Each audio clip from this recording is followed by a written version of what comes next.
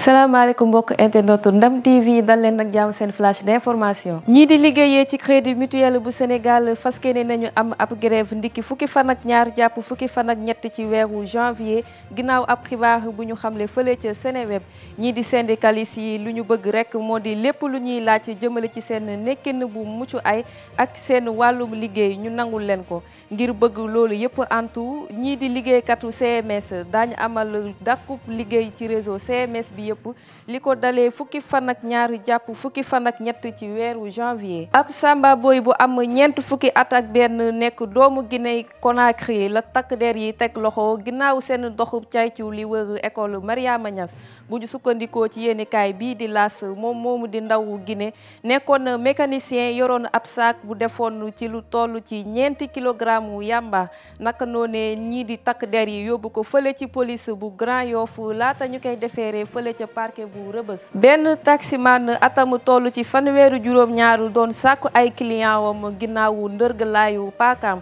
bu ñu sukkandikoo ci yéenekaay bii di Le Quotidien Libération. taximan boobu di wuyoo ci turu Serigne Faye jot nañu ko teg loxo ginnaawu boolewu aji tooñ bi jotoon jël lii di numéro bu licence taxi bi doon L23 377 ci fàttali nag ki nga xam ne mooy procureur Pikine ak Guédiawaye ubbi na benn l'enquête ci kaw Serigne Faye taxi boobu amee matricule DK 32 73 AD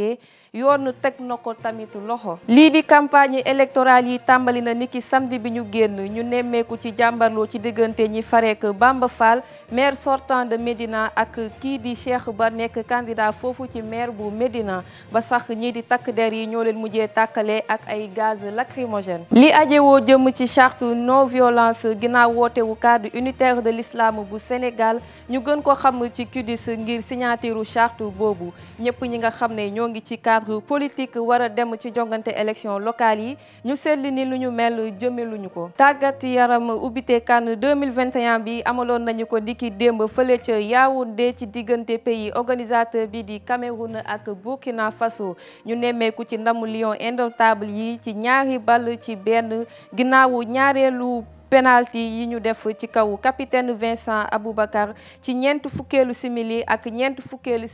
ak juróom. ñu desandi ci tàggat yaram ba léegi ak juróom-ñetteelu journée Ligue 1 ñii di ndawu Casa Sport dëgëral nañ seen taxawaay ci bopp Ligue 1 bi ginnaaw bi ñu daanee AS Douane ñaari ball ci dara ci fàttali nag Casa Sport am fukki poñ ak juróom benn rawee ñaari poñ ki nga xam ne moo di Jaraaf bi am fukki poñ ak ñeent ginnaawu jongante bi mu amoon ak AS Ñambour. ndam demul ndam dikkul. fanweer ak ñeenteelu édition bu Coupe d'Afrique bi tàmbali na niki démb ca Cameroun ñenn ci sénégalais yi ñu jot a dajal jotoon nañ ci ardu amoon na yaakaar ci gaynde yi jël ndam li neem bu fekkee ne sax ñu bëri ci gaynde yooyee dañoo wopp ñu déglu leen ci micro Seydou Kane. ci xaar lenn la rek mooy ndam. waaw ndam moom lañ ciy xaar te am nañ ci yaakaar daal waaw parce que gars yi liggéey nañ lu ñu war a mën a gagner quoi. waaw dina am lu mu wàññi mais ci kaw foofu coach bi rek moom mooy def liggéeyam waaw parce que du ñàkk xam nga football moom am na ñoo xamante ni nii dañuy nekk poste libéraux mais day am ñu nekkal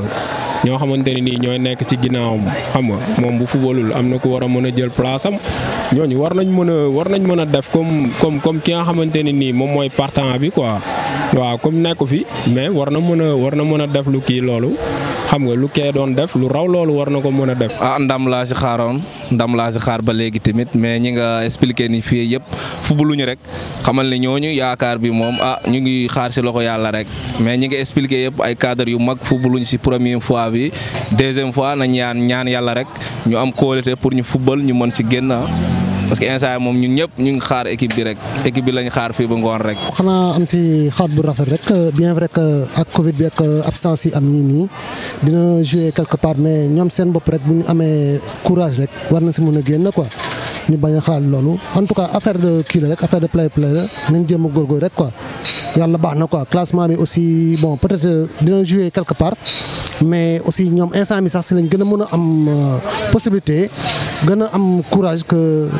amul problème daal am naa si yaakaar bu baax daal. waaw li may xaar ci ñoom daal mooy ñu muyee seen maillot te xam ne tamit ñoom dañ dem représenter Sénégal gi yëpp quoi bien vrai que nag am nañu ay manquant ci problème mu Covid beeg yu demee noonu mais tamit 11-11 la rek fale bu ñu duggee ci biir terrain bi daal ñu wane ne ay lion lañ quoi waaw ñu ngi am yaakaar tamit xam nga Aliou Cissé daful quoi li mu teg nii xam na ko quoi bon nag fu mu toll nii daal ñu ngi am yaakaar Sénégal wax dëgg yàlla waaye rapporté victoire bi quoi. ginnaaw loolu ñii di gayndewu Sénégal jot nañu daan ñii di waa Zimbabwe benn ball ci dara ci ab penalty bu Sadio Mané. ñuy jeexalee xibaar bitim réew ginnaaw dëkkub daan bi waa CEDEAO fësal jëmale ko ci dëkkub Mali ñi nga xam ne ñoo di takk der yi amal nañu ab tontu ci ab déclaration bi ñu taataane ci télévision publique bu Mali bii di ORTM ñuy dëggal ni jot nañu bataaxal daan boobee bu ñu sukkandikoo ci kàddu colonel Assimi Goïta ak ay ñooñam yooyee daan doonu lu tegu ci yoon te nekkul it lu xel mën a nangu ginnaaw loolu ñii di gouvernement wu Mali ñoo ngi woo askan wi ñu ànd ak mat ak taxawaay bu dëgër mu ngook mbokk yi mu nekkoon seen xibaar si gàttal ma leen di jox dig daje beneen bés ak yeneeni xibaar